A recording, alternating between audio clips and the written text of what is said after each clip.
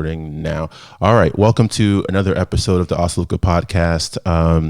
This has been a long time coming, Ronald and I. And I remember, I'm a teacher, I'm an educator.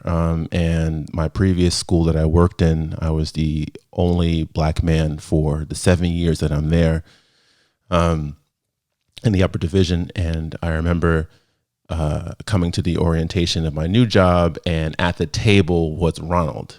And I remember being like so shocked to see another Black man in this job. And so since then, I've been just super interested and been watching his journey. He's been killing it in our school. And so I wanted to pick his brain for some time. And so I'm just so happy for him to be joining us in the quarantine edition of our podcast. And so, Ronald, who are you? Where'd you come from? How'd you get here?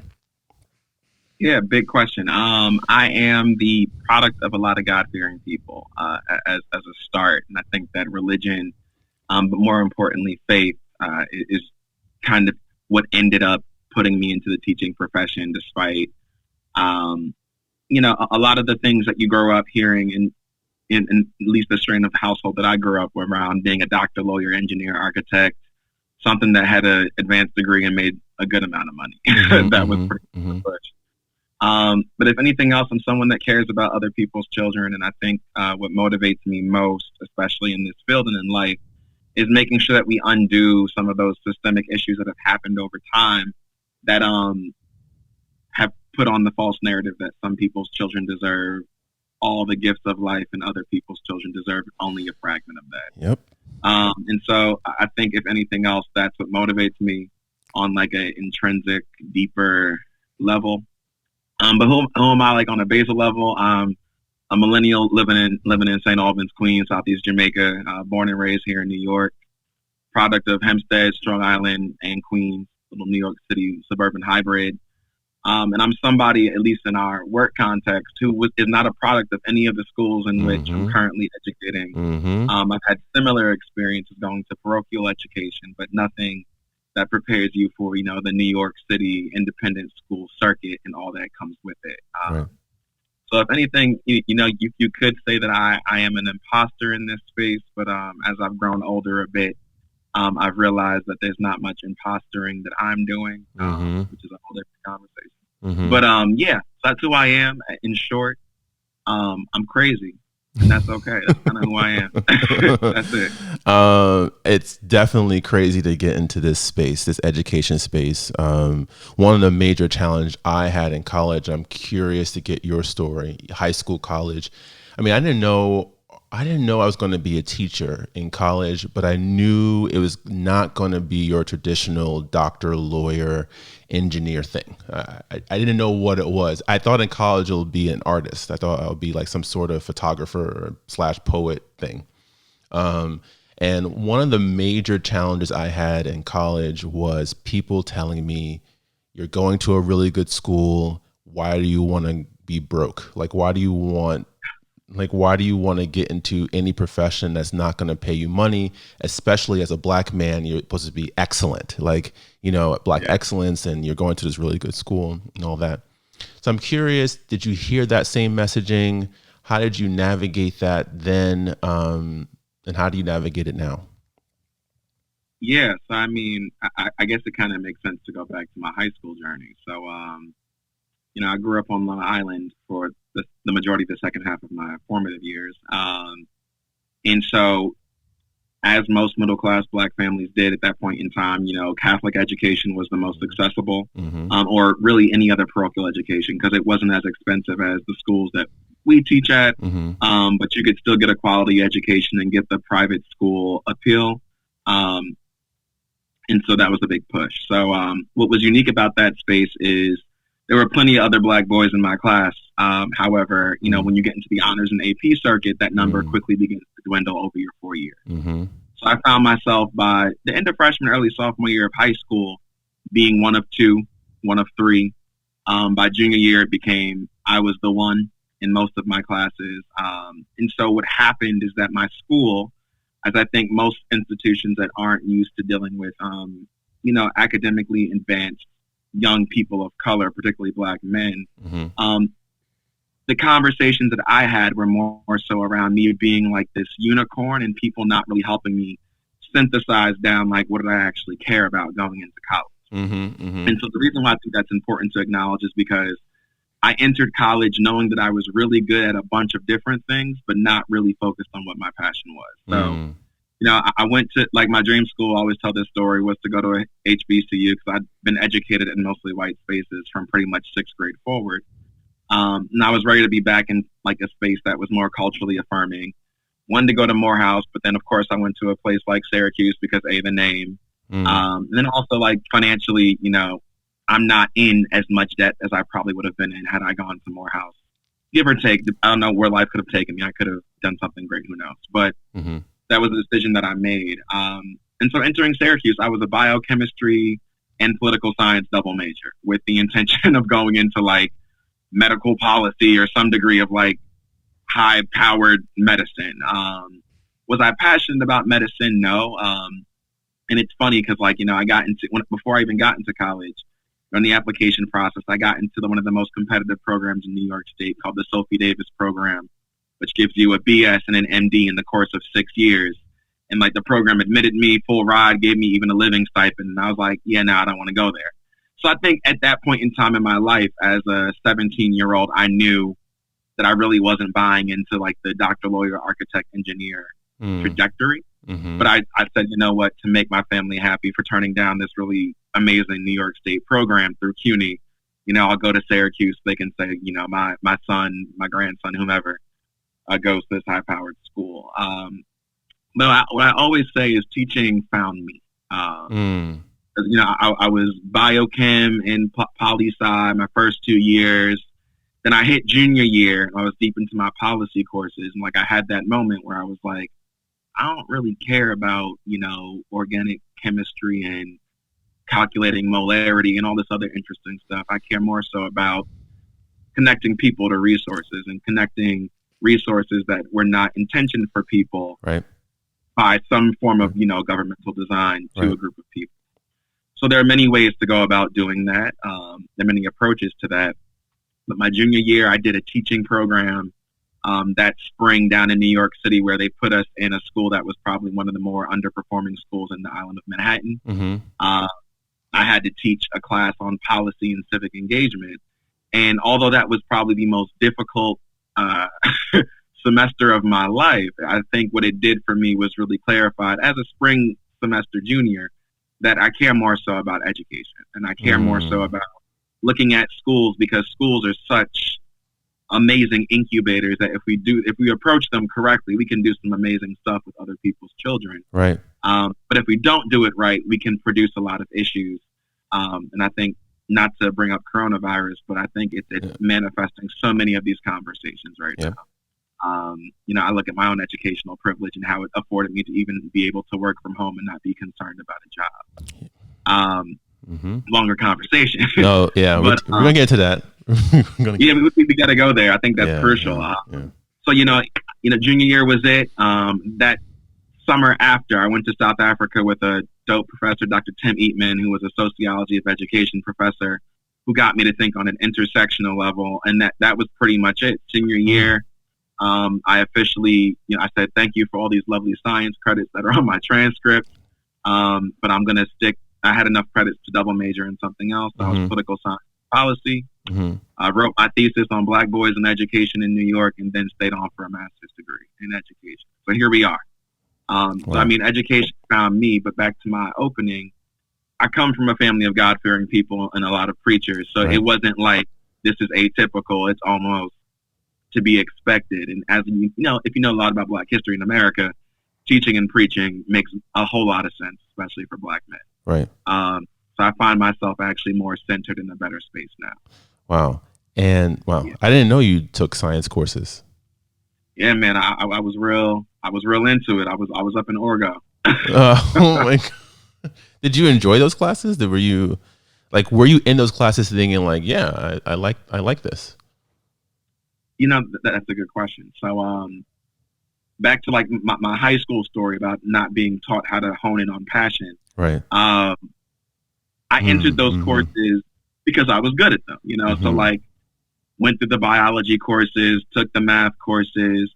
Of course, as with every other human being, you begin to experience, a challenge in organic chemistry and the higher level chemistries. Mm-hmm. But it wasn't the challenge that was like frightening to me. I just realized I really don't care what happens in this titration equation. Right. Like, I really just don't care. Right. And it wasn't like the sense of like, it's not interesting, but I was like, this is cool. It's stimulating, to figure out this problem. But do I want to spend the next, if I live for 50 more years beyond this, the next 50 years as this being my life, or do I want to spend it another way? That's interesting. You framed it, around God. And I think if you would have asked me in high school, is God doing this? I don't know if I would say it that way. But now that I'm older, I clearly see God's hand on my life and moving me in this direction. I tell my wife this all the time. I only cared about things that I was passionate about. Like I understood on an intellectual level that, you could do math, science and be successful. But I was like, but I don't care about them. There's a crazy story, not to put my parents on blast here, but I went to some like birthday party and my uncle is a lawyer. And I don't know how old I was, but young, like really young. And my uncle put me in a room. He like closed the door and he's like, I hear you like to write and do art. He's like, you're not going to be successful doing that, right? And I was like, I don't care. And he's like, I'm a lawyer and I have a nice house and I have a nice car. I was able to get these things because of the money that law gets me. Don't you want those things? And I was like, no. Like it's just interesting. And I look back at it now being like, why was I so confident in myself in that way? And it really seems to now I'm able to process it as, wow, I think that God was preparing me for this job. Like it gave me the grace to do this job. And so, it's interesting. But how did you navigate it with your friends? I'm sure you had a lot of friends who were in that law space, engineering space, and they're like, Ronald, you want to do what? Like how did you navigate that social scene? Yeah, I mean, it's funny because I think, my senior year of college, most folks are calling it like their capstone year, but for me, it was like the Great Awakening. Like, my gosh, right. In the sense that when I began to really like find a more central piece about what I was actually passionate about, I realized that I was holding on to both people and experiences that truthfully weren't adding value to my life. And so, like, I'm the first to tell the story. Like my senior year, I was notorious for being just transparent. Like I think it was maybe I turned 21 my senior year. That spring semester, a lot of folks were just like, "Yeah, you've been like real, just like cut and dry." And like if people showed up to like a house party or a kickback and like you weren't cool with them, you made that very clear and why. And I was like, not because I'm trying to be abrasive, but more so I'd realized. I think this is a part of also me like coming of age in many ways. I was pushing against all these narratives that I had to, deal with people that, were problematic, and I had to welcome that into my life. And so what was nice in my senior year is I graduated with maybe 6, maybe 7 really good friends from my undergraduate institution that were immensely supportive of my decision to really focus in on a profession that I knew I was entering where I was going to be underappreciated, undervalued, underdeveloped in many ways because the American approach to education, we can already see in this current crisis, we're thanking everybody else but the educators who had to shift an entire system in the span of a week. Children, like we have to acknowledge that. I mean, that's not to throw shade. We have to acknowledge it. I was lucky to have friends that supported that. I think family wise, there was that moment where folks were like, what are we doing with this? Where are we going? But then thankfully, I have a mother that knows that she didn't raise me to kind of be scatterbrained. That wasn't really an option. So like a lot of what people saw probably after like I finished up graduate school for my first degree, they were like, yeah, okay, he knows what he's doing. it's going to be some bumps and shucks along the road, but at least he has a plan. Right. So I've been fortunate in that regard. Like, it hasn't been extreme pushback. That's interesting. Yeah, I had the complete opposite story. I feel like every turn I was getting feedback like what I'm doing is not what I should be doing, And I think a lot of that comes from the immigrant story. Like my parents came to this country, they bled, they sweat, they, all these things to give us this life. And here I am saying, I want to write poems, and so it was a lot of pushback. I think I had to go through it a lot.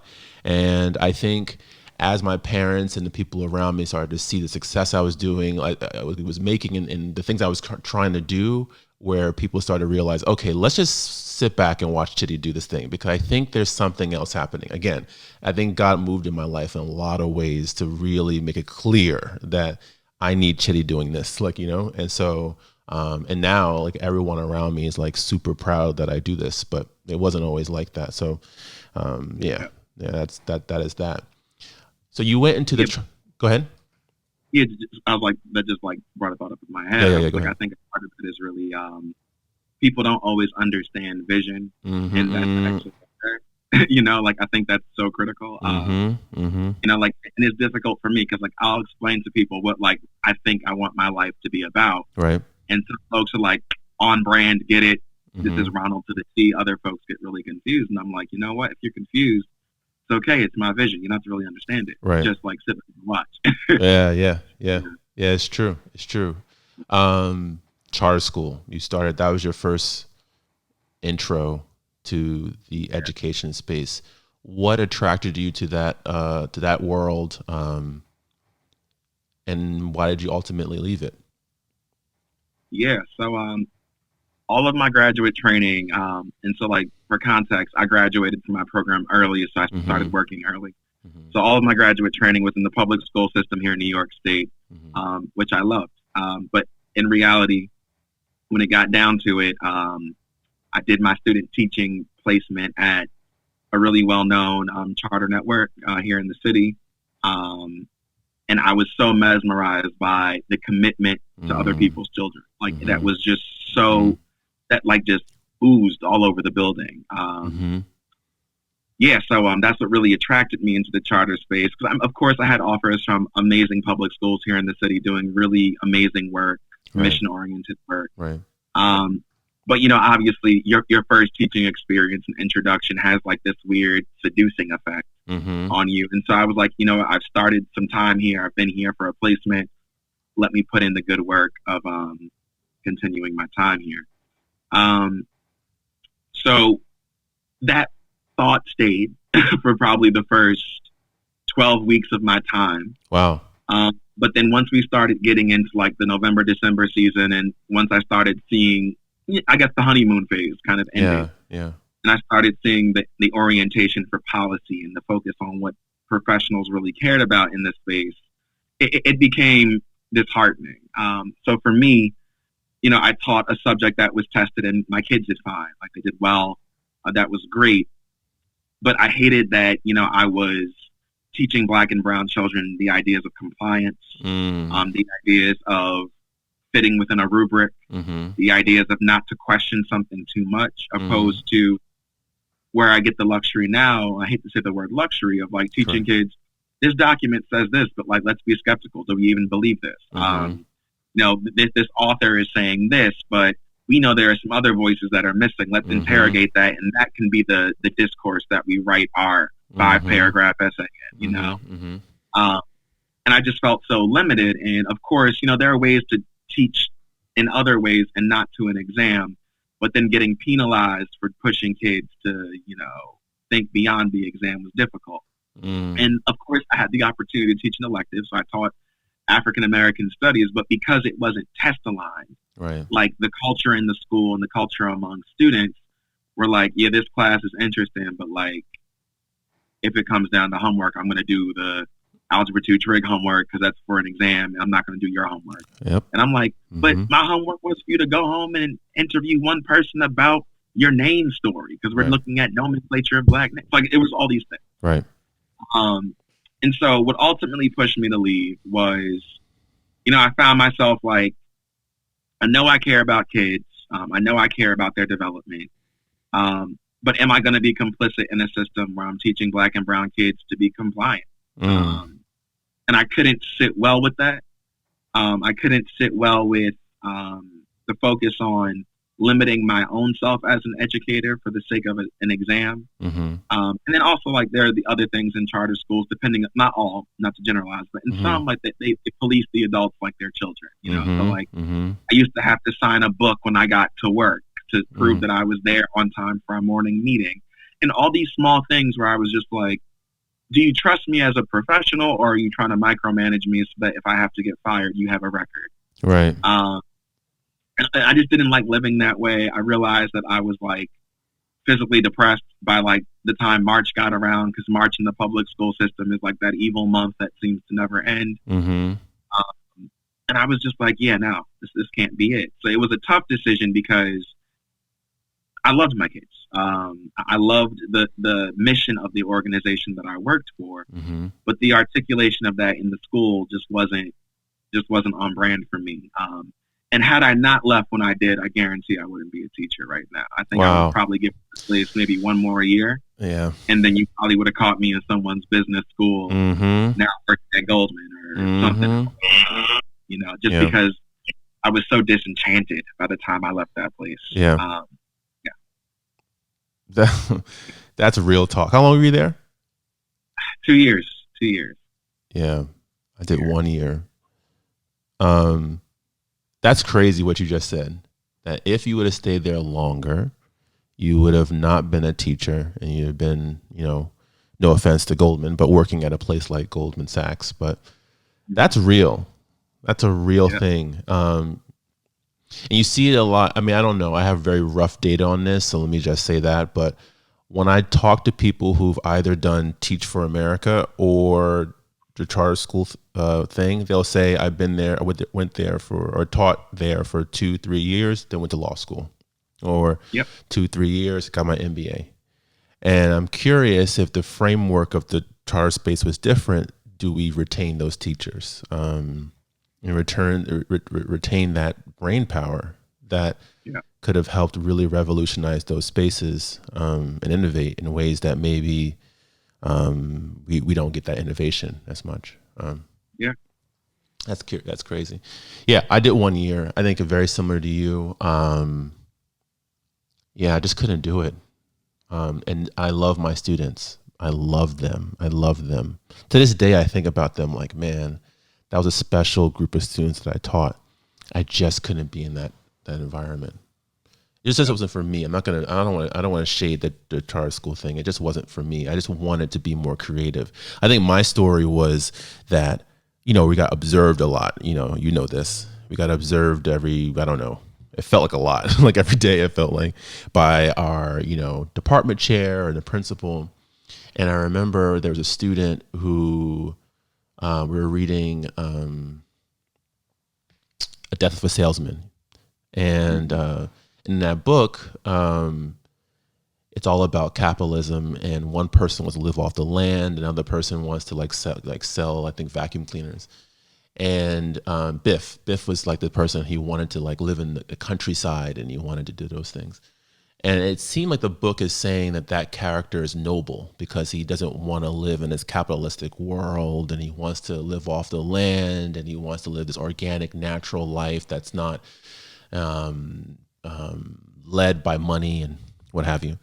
And had one student raise her hand and said, "Is Biff rich?" And I was like, I don't know, because she was like, I want to live off the land, but I cannot. Like, I bet my mom, who works 2-3 jobs, wants to live off the land, but cannot. And so, this is a character who clearly has the choice to live off the land and live away from this capitalistic world. And I remember being like, yes, like I just never thought of it that way. And so it has started this really great conversation about them, like their lives, their mothers, their fathers, and how they are navigating work and all of that, 2-3 jobs to live in this thing. And so the class is over. I'm being observed. And so I'm like, that class was amazing. Like, we killed it. We had a great conversation. They were able to take this very distant book like Death of a Salesman, right? Very, very distant book. I mean, and it was written a long time ago. It's all white character, all that. And their main concern was that I did not go over SAT words. Like, they were so like on that. They're like, but we didn't get a chance to go over the SAT words. Now you have to do more words next week. And so we got to figure out a way for you to catch up. And I was like, screw the SAT words. Like, I got these kids to talk about the book in a way that they owned it. That's all I cared about. I don't care about the SAT words. I was like, they now, maybe the next class, they will want to read the book more because now. And so that was the day I was like, I don't know, man. I don't know, man. I was like, I think text to self connection is going to take them a little bit further than the SAT word. Yeah, and this is, with all due respect, I respect everyone in that space. It didn't feed me as an educator. But then you make the tough decision to say, oh, okay, you learn about independent schools, and I'm interested in how that became an attractive option for you. Yeah, so it's actually, I hate to say the story because it just sounds so bad. Well, not bad. It's just like, brother, like what? So yeah, I knew that I was done at the charter space. And then, so of course, I re-put in my application for the DOE. And there's a really profound network of all boys schools here in the city. And I got offers to 2 of their locations, one which is literally a 5-minute walk from my house where I currently live. Nice. And the other that's up in Harlem. And like, I was going through the process, and at this point in time, I'm still very early 20s, and literally a friend of mine was like, this is cool, but I feel like you should really try an independent school. And I was like, you mean one of them schools where the kids, like, their biggest issue was like, Daddy didn't get me a bin for. I was like, I'm not from that. Yeah. I don't think that would be a good fit. And so literally, a friend of mine said, listen, give me your email and resume. I'm gonna put you into this like person of color hiring fair pool. He's like, I just want you to go and just learn. I was like, okay, whatever. Yeah.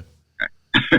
So literally, I approached the hiring fair. Like, as I look back on it, I was like, I was the most like nonchalant, like, I don't really care that I'm here person. But I was like, yeah, I'll talk to some schools, see what they're about. And then our current diversity co-director was there. And like, he came up to me and was like, ran down about the schools. And he was like, I know you're thinking you're not from these spaces, but I really want you to think about how you can make these spaces actually more accessible for kids that might have experience.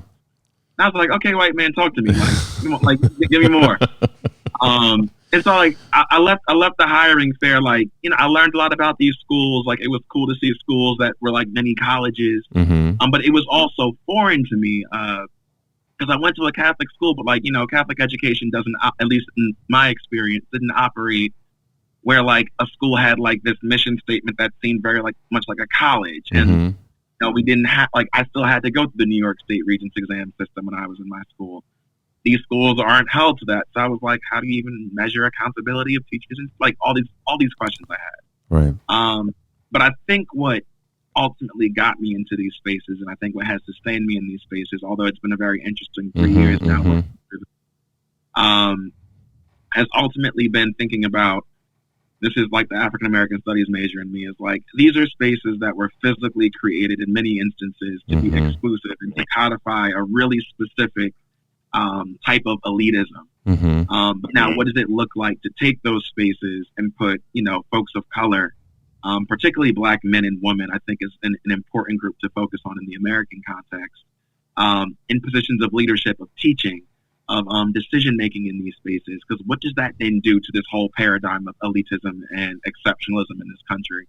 And I think that's what motivates me. Like, I literally say to myself, I get to wake up every morning and use somebody's endowment that was probably funded by someone who did not want me to be in this space to physically support Black and brown children. And then to walk into a history department and be like, so today we're going to learn about social constructions of race in 7th grade. And that's just what we're going to do. And yeah, we're going to really sit with this for the entire year.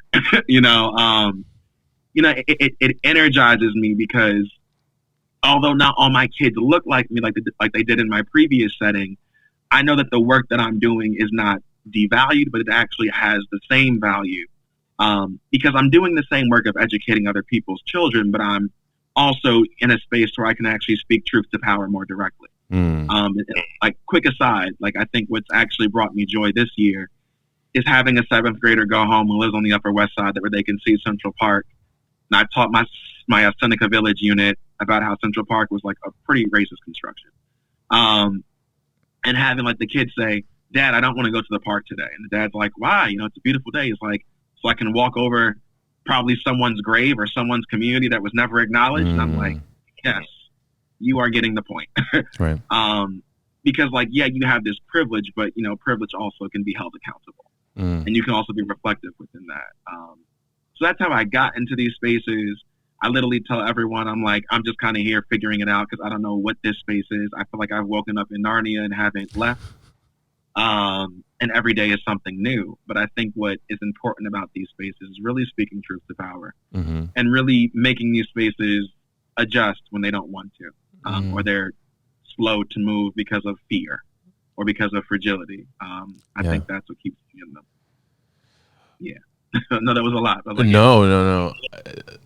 Yeah, I mean, I agree with all those points here, but it's not easy work, right? And I think you know that.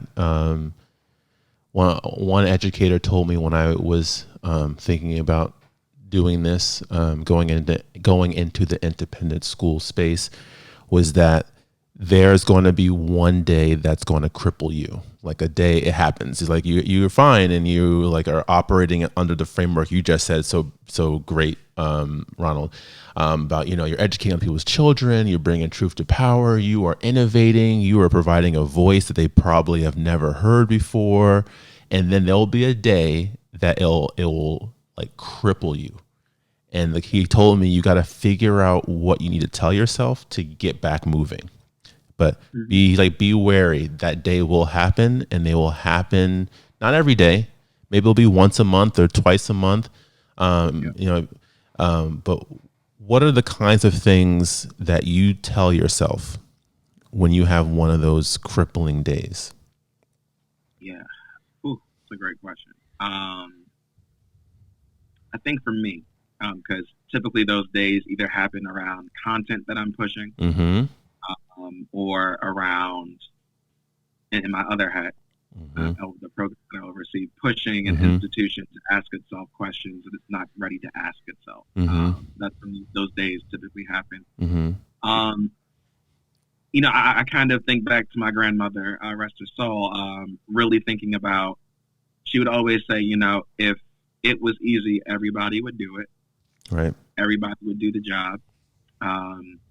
But then more so, she would literally say, you know, if you've been positioned somewhere, it's because God wants you to be there. And so, not to constantly bring in religion, but I know for me, at least what kind of keeps my true north is the fact that if I'm able to be in these spaces and I'm pushing this way, and the pushback isn't like, all right, fire this man. It's more so like, oh, my feelings are hurt by your statement, or oh, you know, this makes me feel uncomfortable. For me, that's more of a sign saying that it's tough, Ron, but you got to keep pushing because you're starting to hit a nerve here that's going to have to be pushed against. Right. And I think what helps me keep my grounding is that we are dealing with other people's children, and our own inflated thoughts of ourselves and our emotions don't matter. I mean, yes, I know we care about ourselves and self-care. I'm all about that movement. But when dealing with children, especially because I am a Black man that went through many different educational settings, I had teachers who prioritized their own emotional health over my own development. And I also had teachers that prioritized my own development over their, you know, emotional perceptions of health. And the teachers that prioritize me are the reason why I sit in front of my classes today and do the work that I do and have the passions that I have. The teachers that prioritize their fragility, quite frankly, over me are the reasons why I don't do specific things in my classroom. Or I don't approach things a specific way.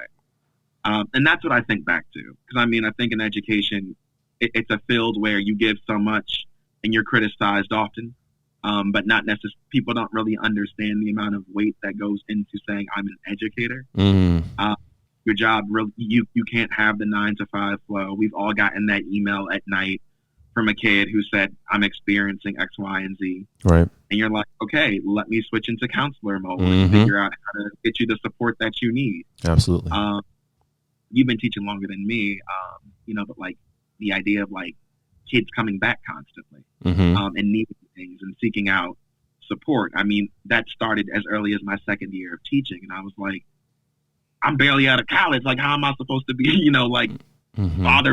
father figure? But those are things that aren't in any graduate school or Teach for America program course, but you're expected to do. So that's what I go back to. I go back to the higher mission and purpose. Right. And remember that these days are just days. Yes. They're just one. Yes. That's how I get through. Yeah. Yeah. And also for me, realizing that some of these hard parts are part of the blessing. Like this is part of, to be a change maker, to be a shapeshifter. There are going to be these moments where there's friction, and it's part of the process of being there. What do you want to do? What do you want to accomplish? I know that you started this program. I see you wearing the sweatshirt, the STEPS program. What do you want to do with that? Why are you so passionate about this particular project? Yeah. So, I think the reason why I kind of go hard for STEPS, anyone knows me, like I go hard. Like you talk sideways about my program, I'm gonna meet you outside. What is STEPS? Like people need to know what STEPS is. So STEPS, I think most importantly, it is a student-led and drafted initiative that's faculty supported. That was brought to us by a graduating student who was like, listen, I've been here from 12th grade. I've had these experiences as a Black woman, particularly where, I did fine academically, but socially and emotionally, this place is kind of taking me out. And so her idea was, what if we had middle division kids or middle schoolers have upper division mentors that kind of curate an experience where they can kind of just be unapologetic about, this is my experience and how do I navigate it? And so that started off now 3 years ago. And the reason why I think the program has a special place in my heart is, the school in which we work at, it was a 22-year process after a few accreditation processes and, evaluation periods, where they were trying to get something like this off the ground, but it kept failing or faltering, or it wasn't framed right. And so this started the year that I got hired. I got an email in like October saying, hey, would you want to lead this program? And I read the email, and the way it was framed, I was like, oh, this is all deficit framing. We got to quickly fix this to make sure kids are part of the program. And now the program has been one of the most successful programs that are targeted towards kids of color in the school's history. And so what it is, I guess, the core for me in that work, and the reason why I'm so passionate about it is because I'm like, wow, a student who was not supposed to be in this space by historical design comes into this space, persists through this space, then says, hey, school, you gave me all the, things for college, but there were some social and emotional pieces that tore me up a bit. Here's a solution. Not just here's my complaint, but here's a solution. Right. And the reason why I go so hard for it is because I think that's the beauty of education. Like, the kids make the places better. If we give kids the bandwidth to believe that they can do that. And that student, she has a special place in my heart. She went on to an HBCU and unapologetically went on to an HBCU and is very vocal about that. And has created a model where I have 8th graders asking about yeah, my parents want me to go to Ivy's, but I read up on Spelman and I think that'd be a great space for me. And I was like, amazing. It's and this is an 8th grade, student in this elite school. Quote unquote. So I think for me, the reason why I go so hard is because if we keep curating spaces like that, what do we then do to these institutions that were historically founded just not for us? And then what does that also prove to these institutions when they say that kids can't persist there? Or when, data suggests that, Black boys, for example, don't do well in these spaces over time. But what happens when we actually are intentional and proactive in supporting them? Can we start changing some of that data, which has kind of become my interest? So what STEPS has done for me is I think it actually has clarified my purpose in these spaces. I love teaching deeply, but I think teaching is a step. I think teaching is an entry point that allows you the privilege of working with other people's children. But then by nature of the profession, you start seeing the needs of those children. And so my growth model now is thinking about how can I situate myself in a space like the one in which we work, and make sure that every conversation is not about what's easiest for the adults, but what's best for other people's children on a consistent level. Because I've been in plenty of meetings where it's like, I don't want to do this. And I'm like, but these 12 kids need this. So we got to do this. Right. And yes, it's more work. And yes, it's more challenging. But I think in an independent school setting, if we say we have a commitment to the whole child, if we say that we're going to fight for the public or common good, whatever that even means in real life, then we got to do it. Right. And it can't just be for the newspaper or for that one big event. It has to be sustained. So that's why I do what I do. And that's why this program, I'll be sending emails on the day off for this program. I'll do what I got to do for it. But yeah. Yeah. And how long has the program been running? Since this is year 3. So you've been there from the very beginning. Yeah. So literally my second month of working at the school. Yeah. This has been my side hustle. It started off as a 15, 20 kid program, and now we're operating over 60 students. It's great. And now we're expanding, for a lower division through upper division paradigm. So it's exciting to now think about what can we do in a second grade space or a third grade space. Make sure kids have more of these mirrors of what their life can be, which is exciting work. I mean, it's taxing. I'm not gonna lie. I go to bed some nights frustrated. I was like, that whole meeting I just had was about you and your emotions and not about these dang kids. Right. Like, I think what motivates me is seeing the incremental shifts that have happened in the span of 3 years. Yeah. That's pretty much it. What are you building towards? I mean, you're early in your career. What are the kind of things that you are really trying to move towards? Like, is it being a principal? Are you thinking about, what are you thinking about doing? Head of school? I don't know. What are you thinking about doing? Yeah. So, that is the $1 million question. If you asked me that question when I started my teaching career 6 years ago, it would have been, I'm trying to, make sure kids learn some real interesting stuff. And I'm trying to make sure they all become activists, which is still core to me. But now I think that I've learned to broaden my cast of my vision. So I know that I care about connecting people to resources. I know I care about equity. So ultimately in these spaces, particularly, I need to be at a position of I don't want to say power, but a position of decision-making where I can author and articulate policy that takes the missions that these schools say that they have and actually makes them for real. And so that's kind of where I see myself. So how that manifests, that might be me working in diversity and equity for some time. That might be, in a couple of years, a division head position opens up at an all-boys institution and I jump on that opportunity. So there are many ways that can manifest. And the reason why I don't attach it to a position, and this is one thing my grandfather told me that's golden. He should have patented this thing and made it his own nonprofit. But, when you attach, your talents to a position, you oftentimes put blinders on towards the really great things around you. Yes. Yes. So I think about my own journey. I'm like, I could have, I wasn't really about independent schools, but had I said, no, I'm a public school educator, I only care about public schools, then I would have never discovered STEPS. And I never would have, discovered, what does it mean to work at an institution with an endowment of over $375 million? Right. And then how can you then leverage those resources and opportunities? Right. And I think the thought process that I have now when it comes to education is so much more global and not so insular and focused on particular points, that I think that wherever I end up next, I'm going to be far more talented in that role because I'm going to speak to, in a charter space, who would do things this way. In an independent school space, who would do things this way. I have all these different approaches, which I realize are deficits in my own institution for folks that have only worked in independent schools, for example. Right. So I think that's kind of how I navigate it. However, that manifests, if that's a division head role, awesome. If that's head of school, awesome.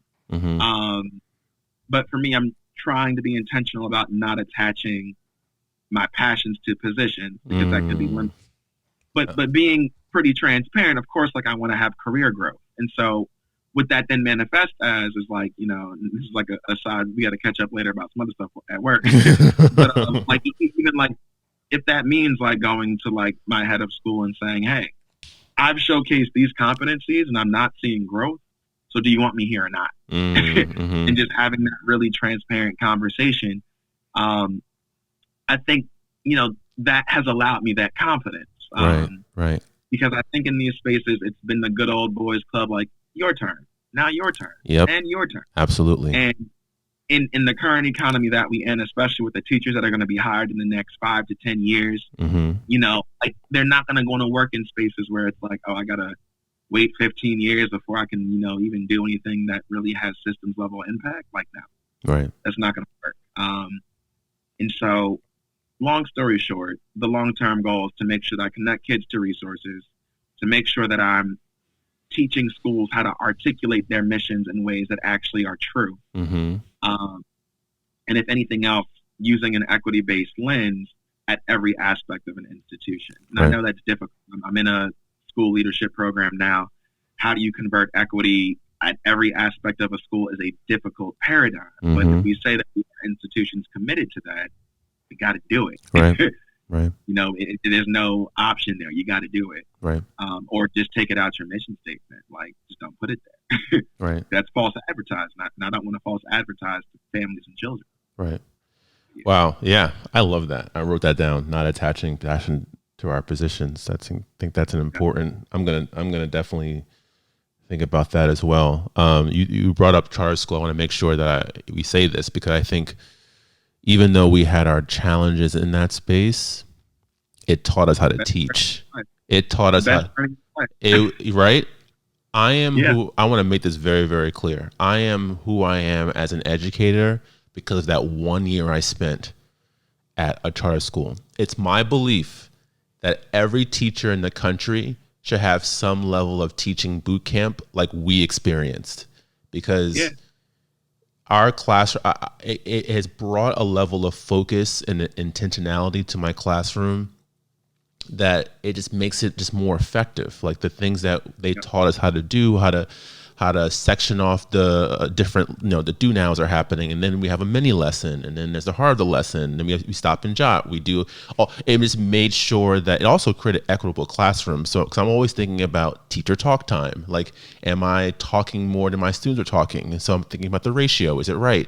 Am I giving them more opportunities to write as opposed to speak? Like there's all these different things I'm constantly thinking about even now. And I'm going to get into this coronavirus real quick because I think this is also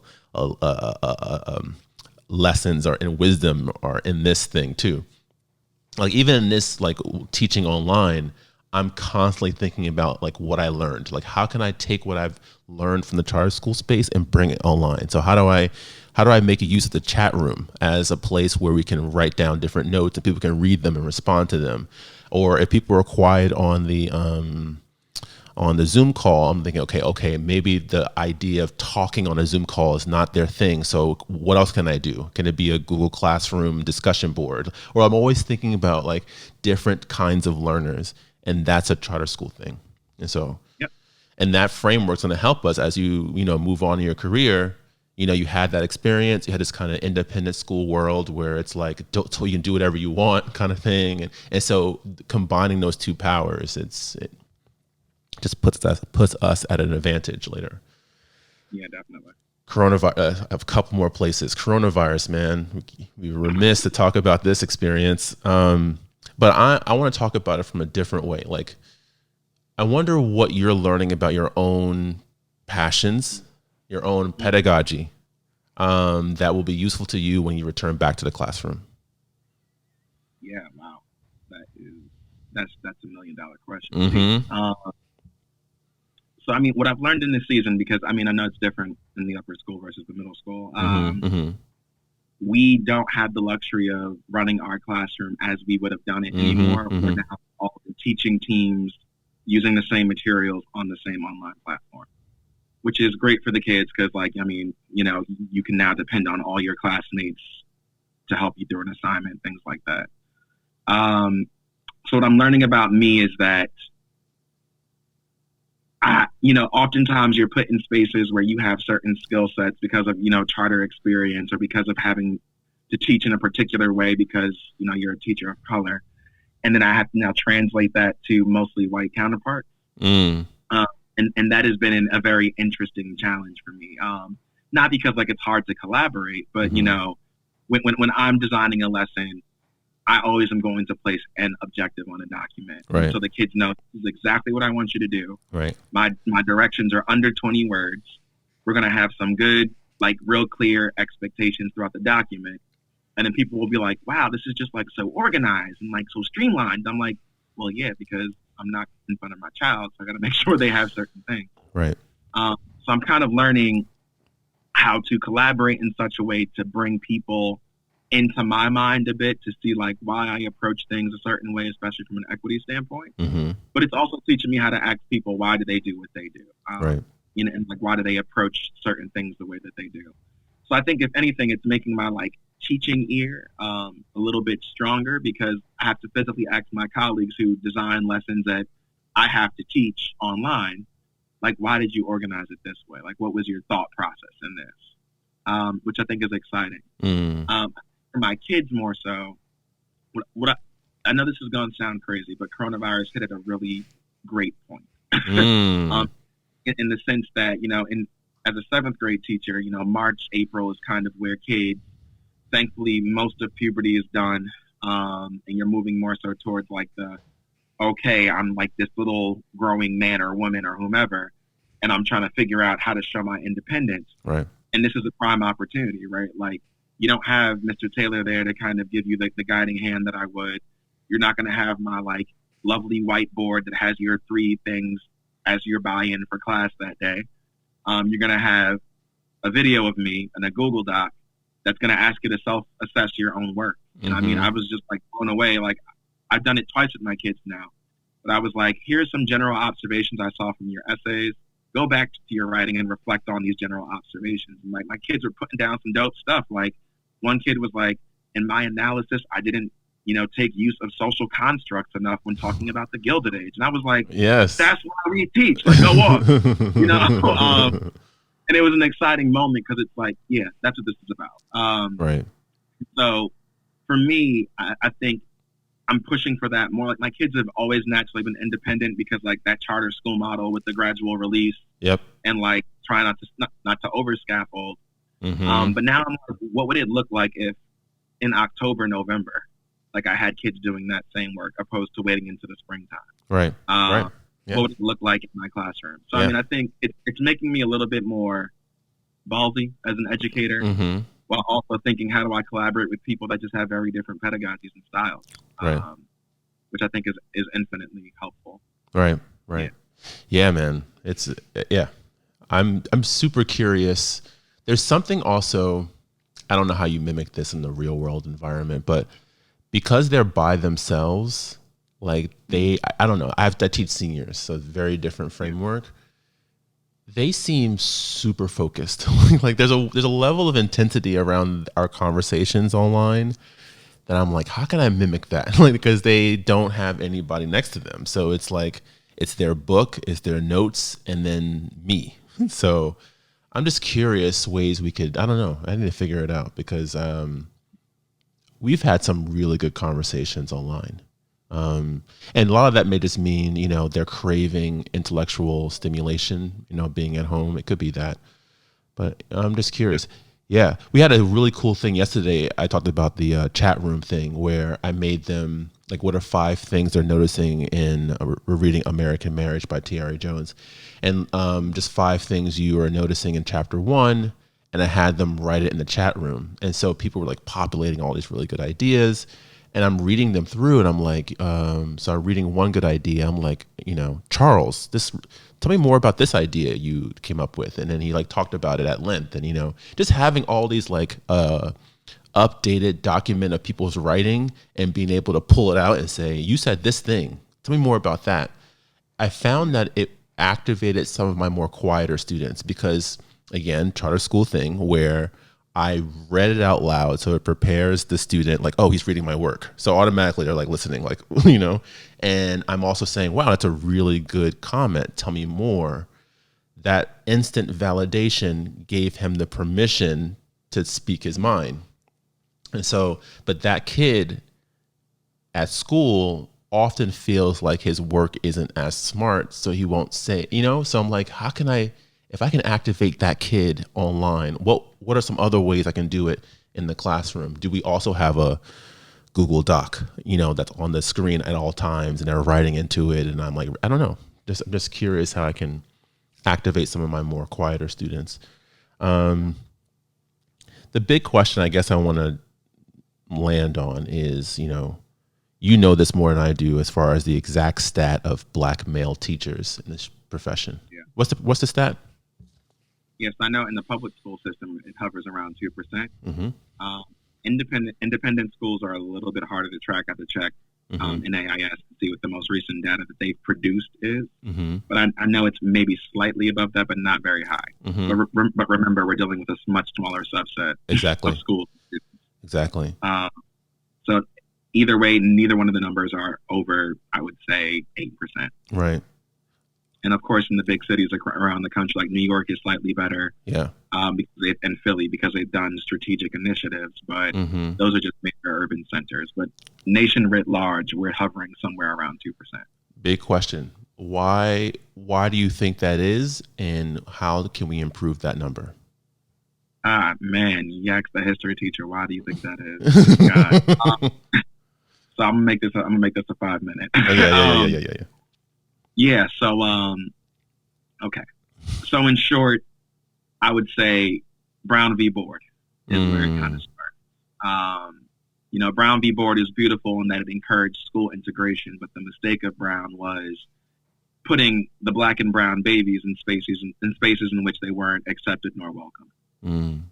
And so if you look at historically what happened is that Brown v. Board, said with all deliberate speed, integrate, so bringing all these kids into better schools. But those better schools did not have the educators that reflected the experience. So we see the beginnings of the achievement gap, or what Gloria Billings calls the education debt, where we actually created divisions because putting someone who went from a nurturing classroom with less resources potentially right into a more resource classroom, but with an educator that didn't probably want to teach that child, right, and in a community that didn't want that child there, right. So there were psychological damages. On the economic side around Black and brown folk is that all the Black men and Black women that were educators were out of jobs because they would apply to also go to those schools but wouldn't be qualified.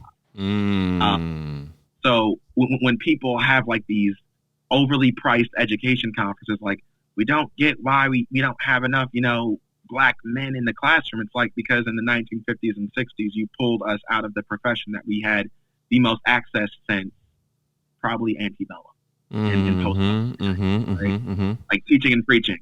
That was what we were allowed to do. And so, I think what happens over time is, you have a whole generation, which would be at that point in time, my grandparents, the beginning of my parents' generation, that is disenchanted by the education system because it physically excluded them. And so I call it the Black flight into all these other professions and giving them more credence and centrality because education was locked out for so long. Wow. Because of Brown v. Board, which had a great intention, but the trickle-down effects were that it physically messed up an important aspect of African American communities. Wow. So when we think about, and there's many great articles. Gladwell has an amazing podcast on this too. Oh, okay. But I think when we think about these realities, the ways that we have to really go about fixing this solution is really trying to get young Black men in particular, as early as high school and middle school, interested in teaching.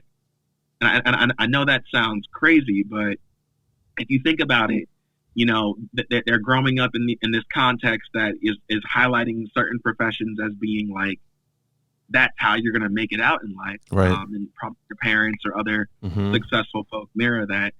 But what I try to do, especially for my Black boys, is kind of mirror like, I mean, sure, I'm not, under 30 driving around in a, Tesla or something, but I have certain aspects of my life that make me successful. Right. I still can show up into a space and do multiple things. There's a reason why, like, if people see me around school, I try to keep a certain level of fly to the way that I dress. So, like, my kids, right. There's certain, like, swagger attached to, like, the teaching profession. Right. Because ultimately, I want these young men to have it in their mind, oh, I want to go into education as they become college students. Yeah. They can take advantage of all these programs that are manifesting and paying for these master's degrees and everything else. Mm-hmm. But then also, I mean, the biggest way to fix it, I think, is just knowing the history, right? So, like, when I used to teach high school students, I went through Brown v. Board, I would be like, we love Brown, but here's the implication, you know? And so I frame it as like a civil rights thing. I'm like, if you really care about civil rights and social justice, you can physically undo the things that federal policy messed up. But it's hard. I mean, like, how do you get Black men to want to go into a profession where if you don't have a master's in New York, your starting salary is below $60K in New York, which is difficult, right? Yeah. I mean, when I started teaching, I was making $55,300 before taxes. So like, thankfully, I had a decent living situation, but that's not a lot of bread, and if you go to college and you get all this debt in some cases for some people, it's like, yeah, I really want to come out and, make at least 70 something, at least. But thankfully, I had a master's, but that helped up my earning potential, but still, New York and taxes is crazy. Yeah. So at the end of the day, I think it's really about engaging kids early. I think it's about creating mirrors that teaching has swag to it. Like the same way, your friend can walk in a pair of Jordans. My history teacher walked in with a pair of Jordans. I'm like, I sure did. I'm not broke because I bought them. Yep. Because I'm smart about my money. Like, and there are different ways of doing that. That's what I think, honestly, as a start. And outside of that, I mean, policy. Like, truthfully, why is anyone paying to get an education degree in 2020? I don't understand it. All teaching programs, like, and these, like, the same way other countries fully fund certain things. If you want to be a teacher, it should be a fully funded program.